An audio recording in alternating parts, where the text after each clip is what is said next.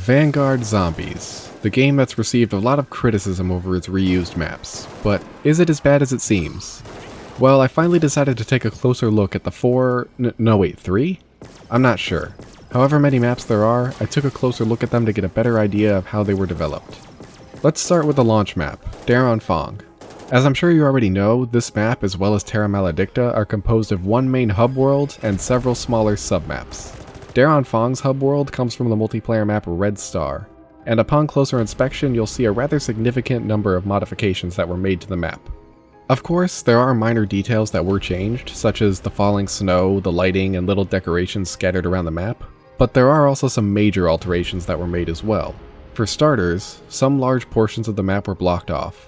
The spawn areas from multiplayer are inaccessible, and this area with the garage has been buried under snow. This building is also no longer accessible, with the holes in this wall being closed up, and this door is being blocked by Juggernog. I'm sorry. It's being blocked by Fiendish Fortitude. But to contrast with the blocked off sections, there's a new area that was not in the original map. These doors were unblocked, allowing access to this building where you'll find Von List's office. On the streets, you'll see that the vehicles have been replaced. For example, this bus has been removed and there's a tank and a pile of bodies in its place. But what I thought was most interesting about the hub world of Darren Fong is all the tiny details that were changed. Things like sandbags that are piled up against walls or luggage being stacked differently, things like that only seem to be cosmetic differences. Now let's move on to the submaps within Darren Fong. As a quick disclaimer, it is very hard to properly explore and analyze these areas. You only get a few minutes in them, and you'll be getting attacked by zombies most of the time, but I did still manage to find some noteworthy things. But do let me know if I missed anything. We'll start with this one, which is from the multiplayer map Hotel Royale. First and foremost, you'll find that only the exterior sections are available as all the interiors have been blocked off, but here in this outdoor area I noticed several differences between the zombies and multiplayer iterations. In addition to the general zombification of the map, furniture has been moved around, there are new lights, sandbags have been removed in some areas and put up in others, and I even noticed some new textures. This submap is from the campaign level Operation Tonga, and it has also had some modifications, although I didn't notice as many as with the other areas. The fire on the windmill has been considerably toned down, which makes things much more visible. I found new fences, this wall is different, and this shed has been completely removed. And finally we have Shino Numa, but I'm going to hold off on that for now. Terra Maladicta is similar to Darren Fong in that it is very heavily modified from its source, but instead of coming from one map, Terra Maladicta is a combination of 3. Starting with the spawn area, we can see that it was based off the multiplayer map Oasis. The structure here has been altered, but you can see that it was originally the same one from the multiplayer map, and behind that, this area underneath the overhang was opened up to be the spawn points. In this area to the side, we'll see that some details were carried over between the two modes, and the general geography is still the same, but the buildings and the rock structures are entirely different. Alternatively, on the opposite side, we'll find that the layout is almost identical.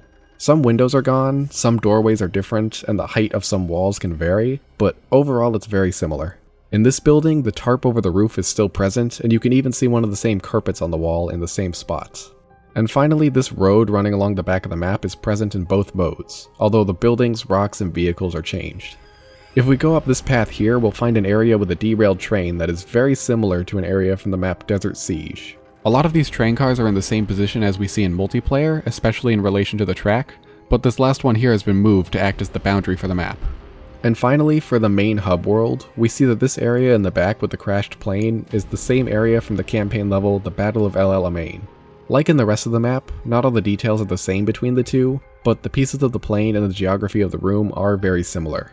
So to summarize, here's a map of Oasis which makes up a majority of Terra Maladicta. Then they took the crashed train section from Desert Siege and added it here, and then in this general area is where we see the crashed plane section from the campaign. For the little submaps, we only have one that's taken from another area of the game, which is this building from the campaign level, the Fourth Reich. It appears to be mostly the same, but the zombies version is more cluttered with debris, limiting the play area to the balconies and the small section on the ground. I also noticed that the pillars are a different style. Now let's look at Shino Numa.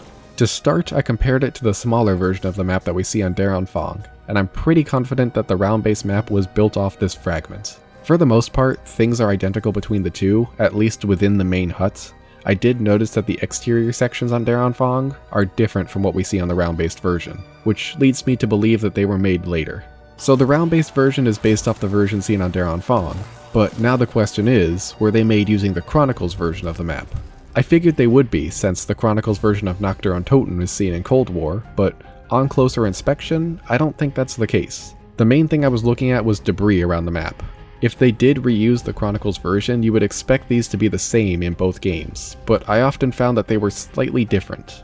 For example, we'll look at these wooden boards on the wall. They're not placed exactly the same, but are instead in similar spots, which suggests that they were trying to recreate the map rather than just copy it into Vanguard. This would make sense because Vanguard is on a different engine than what the Treyarch team is used to, which is supposedly the reason why commonplace features were missing from the game on launch. So my theory is that they were unable to port in the maps from their own game, forcing them to recreate Shino Numa from scratch, using the Chronicles version as a reference. And finally, the Archon. I think this is the map that damaged Vanguard's reputation the most. It is also the reason that I started this series in the first place. It's literally just Terra Maladicta with a couple of tweaks. Utilities were moved around, wall weapons were added, there's a spooky mist on the ground, and a green filter was added. This isn't even gameplay from the Archon, this is just Terra Maladicta that I put a green filter over. Could you even tell? It's pretty obvious that a lot of effort was going into the other maps, even if they were being reused, but the fact that only the most important things were changed for the Archon suggests that there was some trouble going on behind the scenes. Most likely they didn't have the time and or the resources to make the map that they wanted.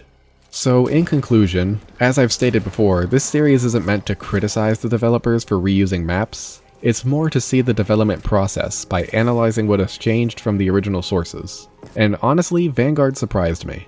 Daron Fong and Terra Maladicta seem to have had a lot of effort put into them. They made so many alterations to the original maps, some of which seem to have been made purely for cosmetic reasons. And Shino Numa, despite being a remake, was built from scratch for this game, at least as far as I can tell. The only real letdown was the Archon, which seemed to be prioritizing wrapping up the story over all else. So you may not like the maps, and you may not like the gameplay, I certainly have my issues with them, but based on what I've seen, I think it's unfair to say that the developers were lazy or weren't passionate about making Vanguard zombies.